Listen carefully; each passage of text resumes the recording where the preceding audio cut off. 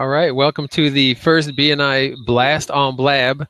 If you're listening to this on the replay, retweet and share this with your followers and fellow BNI and business networking colleagues. First of all, let me describe, for those of you who don't know, what BNI is.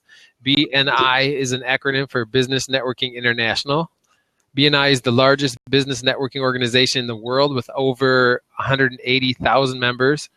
Last year alone, BNI generated 6.6 million referrals, resulting in $8.6 billion worth of business for its members. BNI offers members the opportunity to share ideas, contacts, but most importantly, referrals. For you, those of you who are just coming into the session, especially on the replay, go ahead and tell a little bird, share that information. Or there's a new feature on Blab called Tell Your Aunt, which is sharing that on Facebook. I would introduce my co-host, but as a technology guy, he was kicked out of Blab and is not allowed to return right now. So I'm going to introduce myself. My name is Brian Lobig of Lobig Inc. Web Consulting. I'm located here in the Washington, D.C. area, Kensington, Maryland, to be specific. I provide web design, social media management, internet consulting services. I'm a member of a chapter here in the Central Maryland area called the Business, what are we called? Capital Business Alliance. That's right. Doug is in my group. Very good. And so I'd like to welcome our very first guest of this Business Blab show, Mr. Doug Hill. He's a managing partner of Assist LLC, which handles copyright clearances, providing both software solutions and services to find copyright holders and record licensing agreements with them, right? Yes, yeah, to get the rights to be able to use an image. Yep. So one of the more recognizable set of works that we've done is if you pull out your passport, if it's a recent passport in the last within the last 10 years, all of the imagery that's in there is imagery that we found for the State Department to be able to use. It becomes combined, so there's several elements that get combined out of some of those images to be used in the passport. So they needed to be able to get the rights to them, and they also needed some help in finding some imagery. So they had subject matter they wanted us to find, and then we also helped them get the copyright holders to agree to be included in the passport for compensation. Tell us a little bit more about your service. Who is your ideal customer, and how do you work with them? Probably our ideal customer is a museum.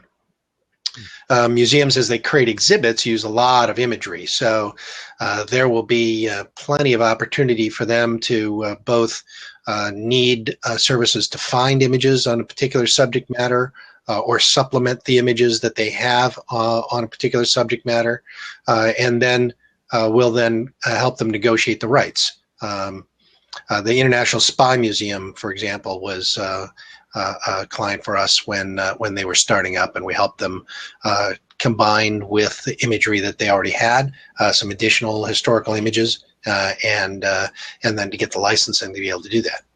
Very good.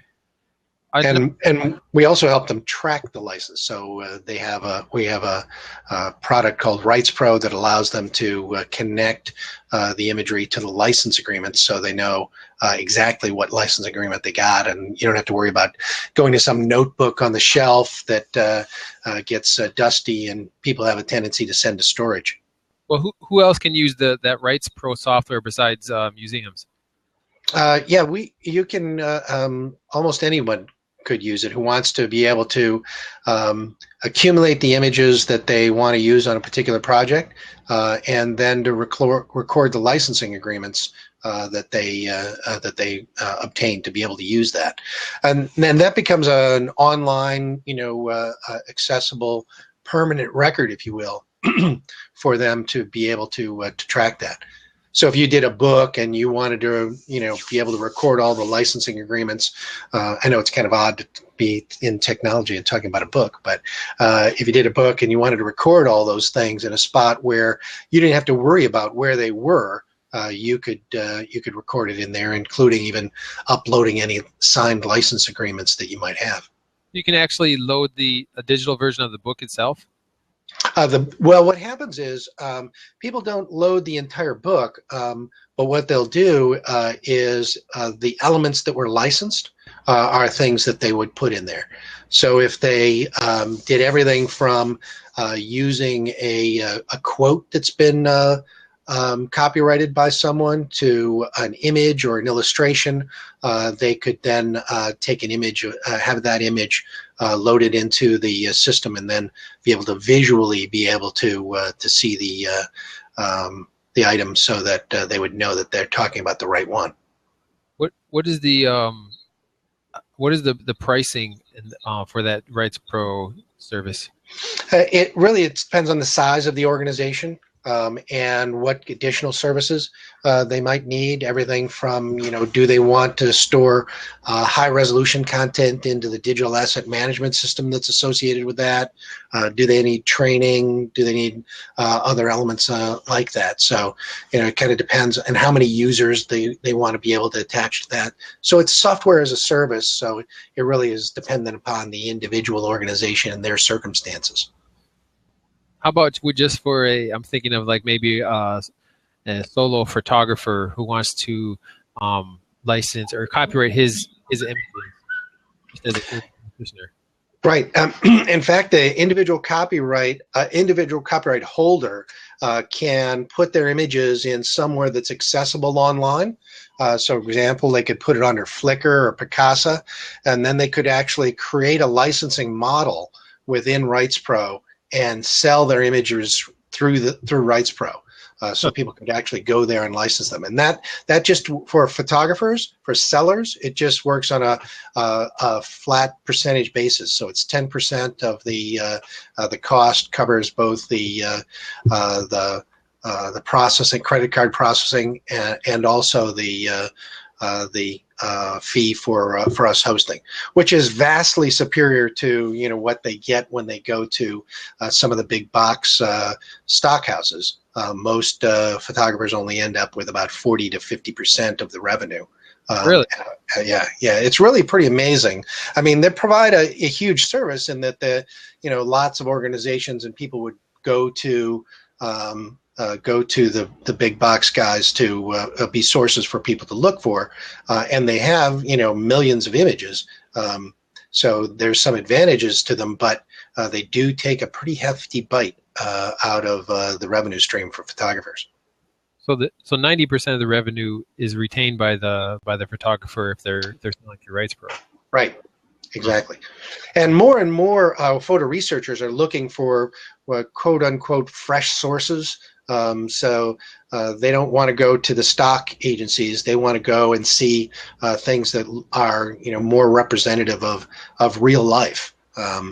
In fact, calling something stocky is now the kind of derogatory term within the photo research world.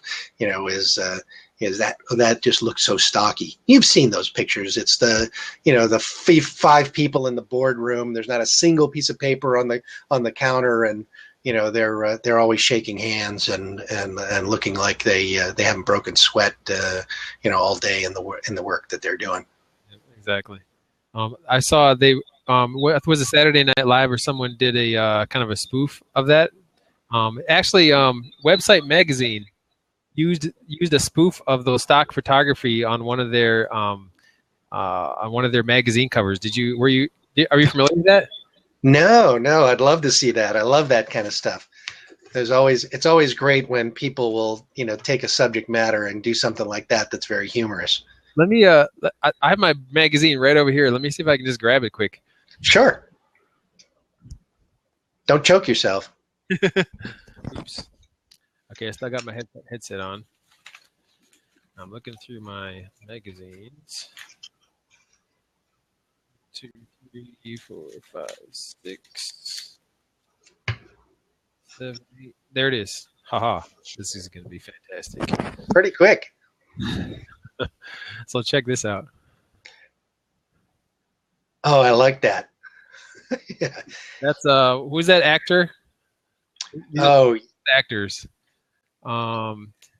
he played it. What did he play in it? Yeah, I'm terrible with that. But I know who you're talking about.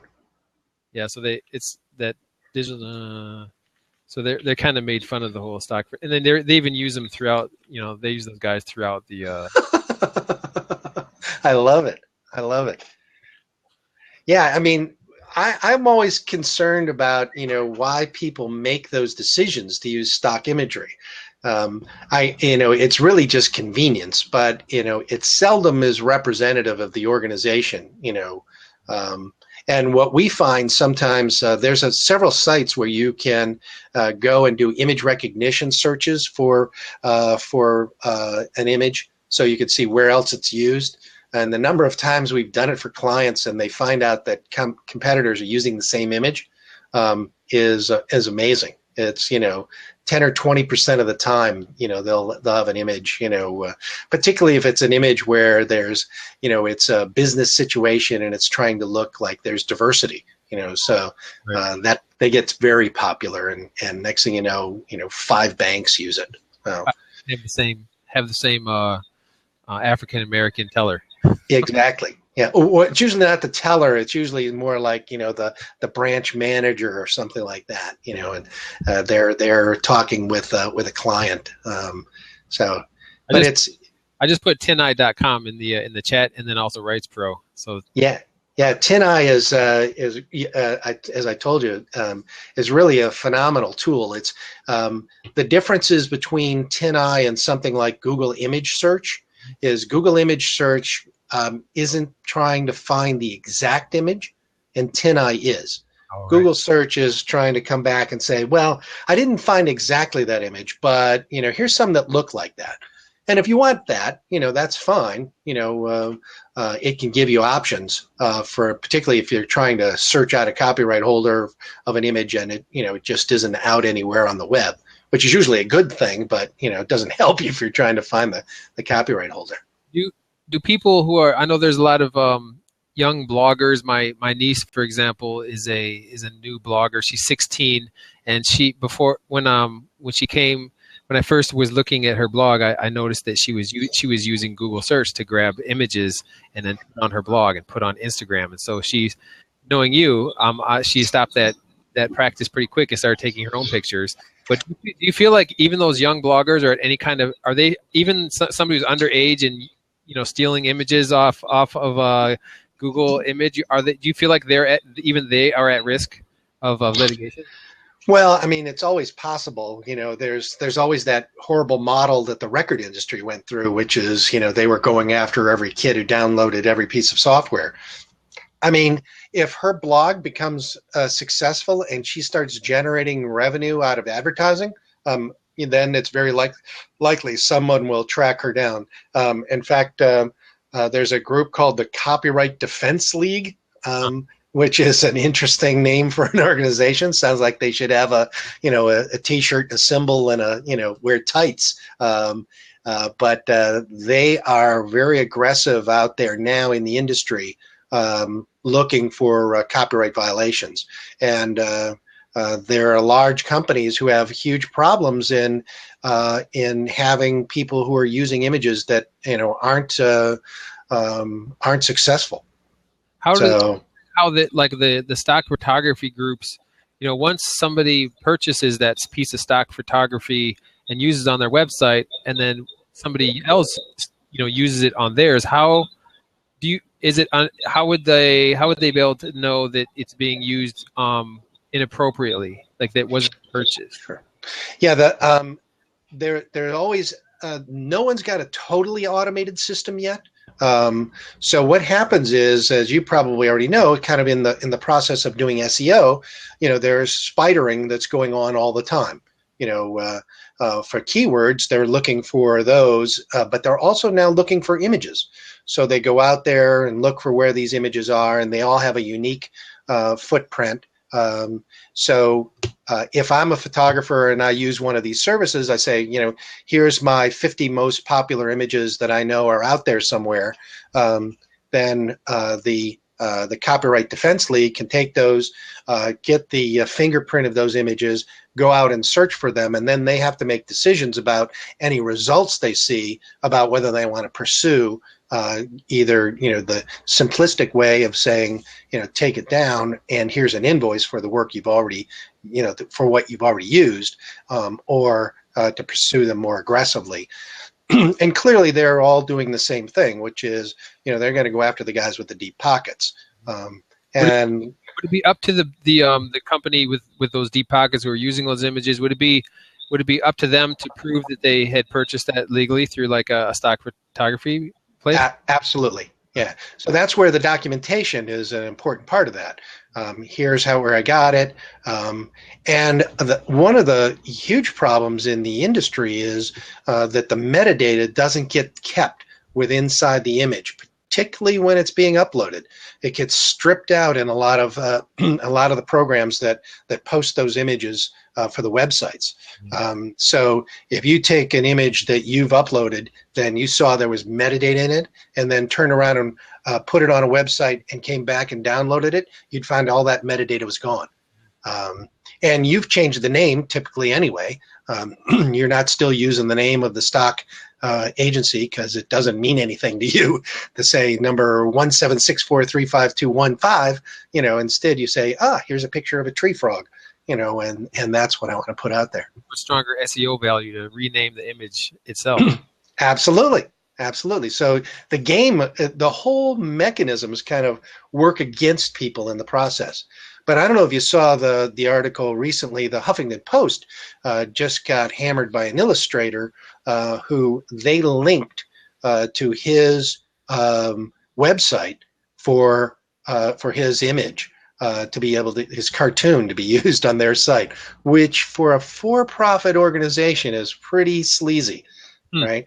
So he just changed the image that was there, and then actually first he posted his web hosting bill so that you could see, oh no, I'm paying to host this thing, and you're trying to use it for free. A, he's not, then B, he's not getting his clicks, right? Because he's not getting the associated revenue generated from that. So they've cheated him out of that. And then he just started posting all kinds of naughty drawings after that. That was so by the time they caught on to what he was doing, it was apparently, I don't know whether it was several hours or several days, where he had posted and controlled what people were seeing on the Huffington Post website on that page. They were doing a relative link right over to the image on his site. That's kind of like a that's like hashtag jacking. It's like photo jacking. So you find out what's going. Yeah, that's It's and what's interesting about this whole is it keeps evolving. The whole industry.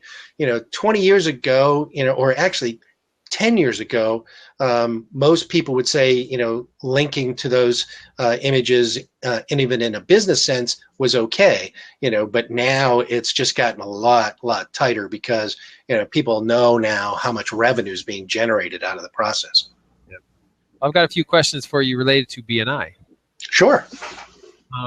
Just first, a little background information. How did you first hear about BNI yourself? Wow, I don't think anybody's ever asked me that, and I'm not sure I remember. Let's see. Well, how long have you been involved with BNI? Then maybe that'll help. Yeah, it's about 12 years. Okay. So there was a group. The group that is still the same group that I'm in was forming at the a hotel that's no longer in existence down in Bethesda.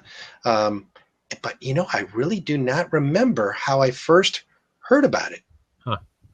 Unless it was no, I wasn't using the insurance agent that was in that group at the time before I got there. There were only a handful of people. The CPA came afterwards. I have to think about, that's driving me crazy now. I cannot remember who invited me to the meeting or whether I stumbled on it for the first time. Huh, interesting. That's wild. I first heard about BNI through a webinar, like only 2 years ago.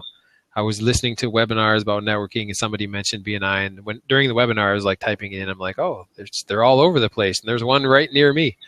Let me check that one out. So next question.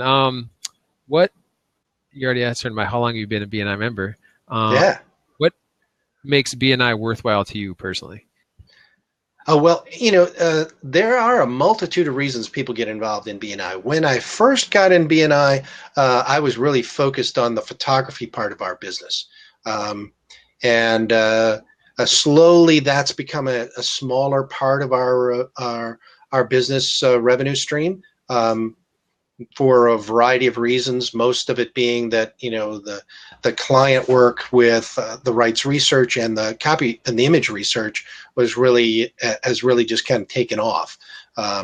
So that was how originally I was looking for photography clients, portraits, and other elements, and I've done a variety of those for members of the group, much like the way Garrett's doing them now. And did some weddings and other things like that from people either in the group or their referral source. But now it's really a big part of it is helping to hone the ideas about your product and seeing how people respond. So I really use BNI as a kind of ongoing market research. I see what gets people's interest. Sometimes when I tell a few of the stories, people come up to me afterwards and go, "Hey, I have this little thing I've done. Is that legal?" And many times it's not. So we help them try and sort that out. But it's interesting to see. What are some creative or innovative things that you feel like your chapter has done, or other chapters that you're familiar with? I know. Tell the audience a little bit about your involvement with BNI, because you're more than just a chapter member. Yeah, I've kind of for the last 5 years or so been involved with BNI. First as what's called an ambassador, and that's really just someone who's trying to be a resource for chapters to look for additional ideas or problems that might have come up that to deal with in a chapter. Everything from the simple idea of attendance to more complicated problems with referrals that went wayward or businesses that aren't doing what they're supposed to be doing. And then kind of that evolved into a trained position as a director, which is someone who's really on the hook for trying to help steer people to a particular chapter for potential membership, and then also those same things, being a resource for it, but kind of helping the leadership team move the chapters forward, and taking some of the best practices that we see around the region and trying to direct them into chapters. Which leads to my original question: is what are some creative or innovative things you've seen chapters do, or that your chapter does? Yeah, probably the most creative thing is something we've toyed with but haven't actually done yet, which is having the idea of power teams really evolve so that it becomes part of the agenda. In other words, that the chapter actually does their 30-second member weekly presentation. I still like the word infomercial. In power team groups. And the idea of a power team is that there are transactions that happen in the course of business in the community that have a lot of related businesses that can help make that transaction go smoothly. The easiest is buying or selling a house. You buy or sell a house, you need a mover, you need someone who might be fixing up the house for you, a handyman or a tradesperson, someone who's going to do the insurance, someone who's going to do the mortgage, someone's going to do the settlement. All those things come into play. And if you've got a team of people who can do those things, you've kind of made that one-stop shopping for someone who might ask you about that kind of thing. So Ooh, it looks like Phillip might be back in action. Are you there, Phillip? Say something. Okay. Can we hear you? Oh, sounds like we can hear him. You can't hear us. Can you hear me now? Yeah. Yay! We can hear you. Very good. Say something else. Just confirm we can hear you. Something else. Very good. There you go. Very Okay, good. Thank you. Sorry to rain in on the party here at the end here, but I loaded the app onto my iPad and all right. Very good. Well, we were just talking about some creative, innovative things that Doug has seen and would implement in our chapter, which is kind of having Power Team do their infomercials kind of as a group as we go around for introduction. Right. Yeah, and what's cool about that is, everybody kind of goes around the room in order, but instead of doing that, you can do this little cheat within PowerPoint that shows you who should be coming up next. So it's way up in the little corner, and you can put it in there. I haven't actually done it myself, but it's cool. So, the person who's kind of heading up the Power Team starts off. And what allows them to do is to say, this Power Team is looking for these additional players. We're looking for people who can do X, Y, or Z. And then it's not what I see some chapters do, go like, oh, who's the visitor? Oh, yeah, we're looking for your job, your profession for our chapter, where this becomes a real constant focus for the chapter to hear who that Power Team is looking for. Yep, interesting. One of the things that it's really on my mind lately about Power Teams, I feel like I'm on my Power Team really hasn't gelled very much because we don't have a whole lot in common other than David Lesnoy and myself. Mm-hmm. He's become my number one referral source in that group. Like he's an IT, he does IT support, like networking, security, that kind of thing. And I've diligently looked for referrals through all of my contacts for him. I've gotten a couple, but people like Doug, I could refer a web developer to him probably every other week. But like someone like an IT who's looking for a mid-sized, IT company that needs network support, that's a much harder thing to find. So I think I would like to get together with like David and other people kind of from my sphere, my kind of Power Team, my sphere of related businesses, and really identify those groups that, those people that could really be a good referral source, between us. Yeah. Yeah. And in fact, I was talking with David about that after the meeting last week, saying, many business people have no idea for another business or sometimes even in their own business, whether or not they're hosting a server, that would have a need for a firewall mechanism like he was talking about in his presentation.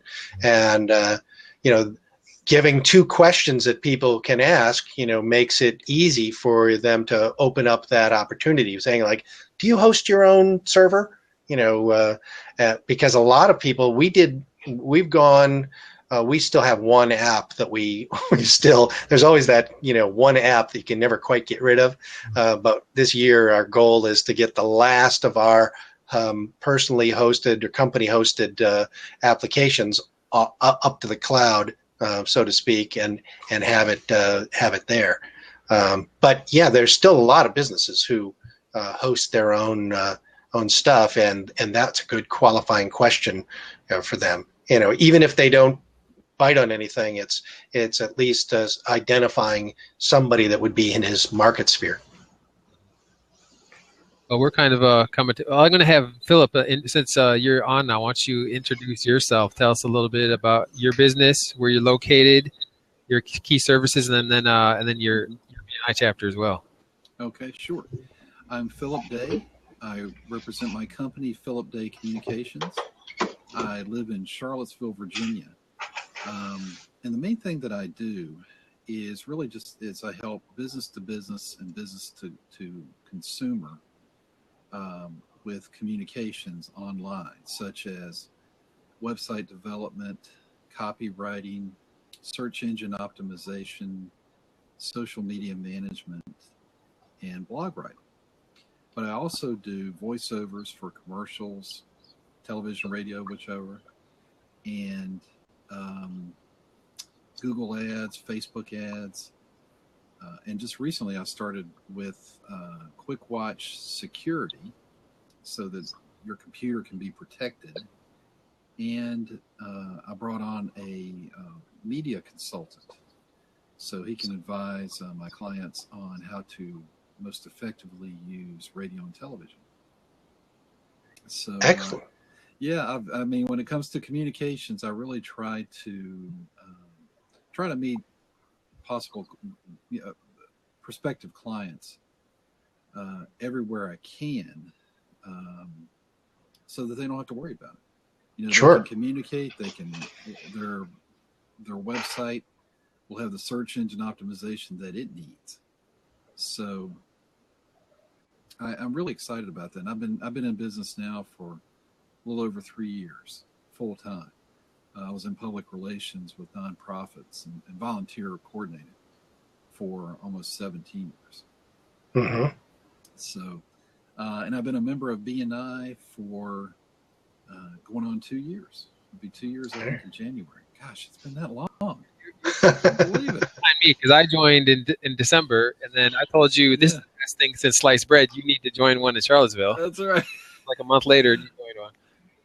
Well, Brian would never tell me to do something if he didn't think it would with my best interest at heart, and he was right per usual. Brian's not only a contractor and a subcontractor, but we're good friends and have been for, gosh, a long time now, since 2007. Yeah, when you were my boss. Yep. Back then. Yep. His boss. So, did I answer all your questions? Is there something? Yep. Tell us a little bit about Okay. your chapter. What's the name of your chapter? Where is it located? Yeah, the chapter is located here in Charlottesville, Virginia. We have only 14 members right now. We're in kind of a transition, I think. But the organization, I think the main thing we're trying to figure out is how to bring in more members, how to more effectively use our contacts outside of the organization so that we can give more. Mm-hmm. But we've got a good group of professionals, and I'm the membership chair right now, so I'm learning how to even recruit members and process them through all the paperwork. Ugh. But anyway, that's kind of where we are. Very good.